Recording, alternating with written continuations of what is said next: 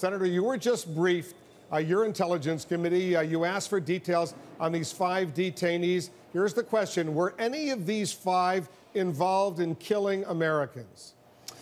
Well, there's suspicion that at least 2 and maybe 3 of these individuals were at the Kala Longji prison where Johnny Michael Spann was killed back in 2001. They've not been charged with that, but there's been accusations to that effect, and it's not been proven one way or the other.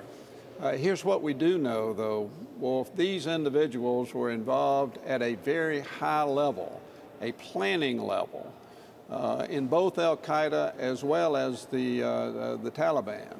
And we know that they were engaged in the planning for the implementation of IEDs that ultimately killed many Americans, wounded many Americans.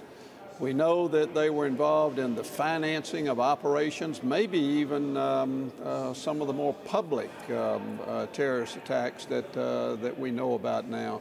But these 5 guys are not low-level terrorists, Wolf. They are high-level individuals, 2 of whom had very close ties to Osama bin Laden.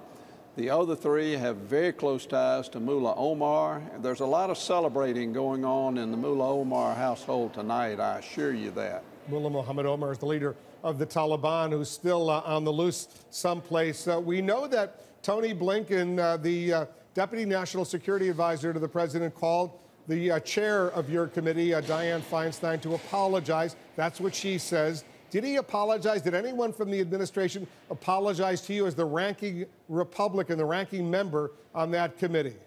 At about the same time Dianne received her call last night, I got a call from a different, very high-level White House individual that I work closely with on intel matters.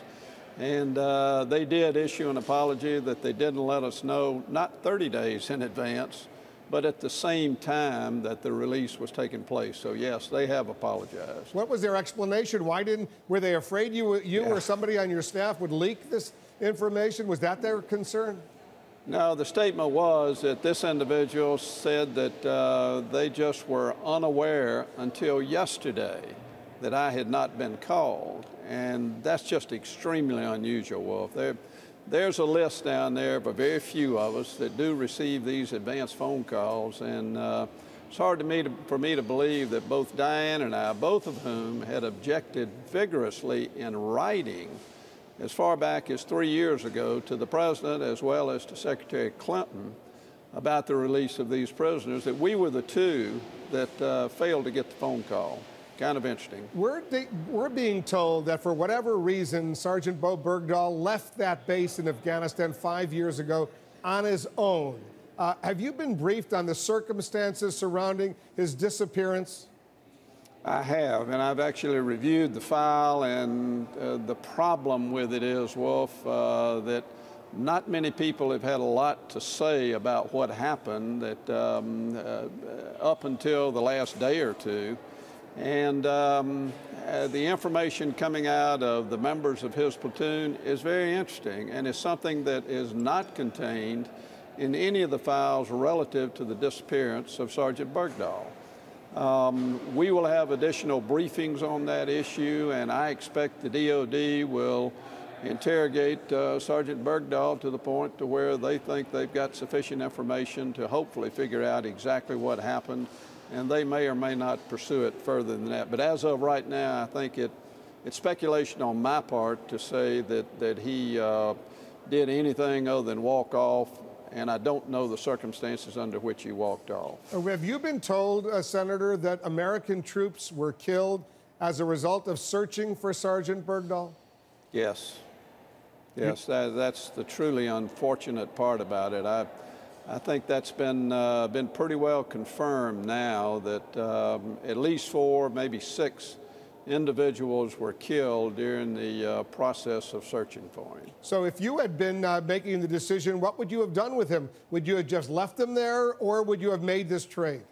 Well, these negotiations have been going on for a long time, and the 5 individuals, Wolf, that they asked for came directly from the Taliban leadership. That's who the negotiations were with up until the last, apparently the last few weeks, when, according to the administration, and I'm just passing on what they have said, the negotiations were with the government of Qatar, and therefore they weren't negotiating with terrorists. Well, I don't know how stupid this administration thinks the American people are, but we're not that stupid. These were negotiations with the Taliban. And the extent of those negotiations had been ongoing for a long time, and there were other options available to exchange for this prisoner. I agree with the president. I'm happy that he is coming home. We should have brought him home. But there were a lot of other options at Guantanamo outside of these 5 individuals who the Taliban leadership has been insisting on being released for the whole time that I'm familiar with these negotiations taking place. So what would you have done? Well, I would have offered them at least somebody at a lower level because, Wolf, these guys are bad guys. One of them is suspected, and 2 of them actually, suspected of being involved in maybe mass murdering thousands of individuals. Maybe even some Americans included in that. We don't know for sure. As I said earlier, 2 of them had direct ties with Osama bin Laden, very, very close personal ties. These are not the type of individuals that we need to return to the battle. And I assure you, they will be Mullah Omar's board of directors to carry out additional long-term terrorist attacks against America and Americans. Those are not the types of individuals that you ought to bargain for. One final question, Senator. Did the president break the law?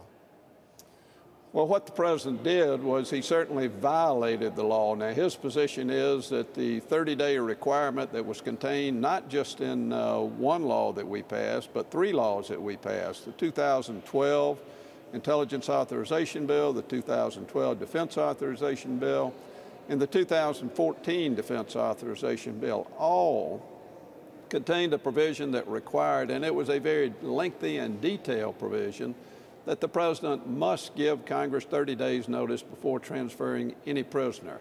He violated that. There's no question about it. Secretary Clinton, in her letter responding to Senator Feinstein and I, acknowledged the fact that they had to give us 30 days notice, and yet the president certainly failed to do that, and yes, he violated the law by doing that.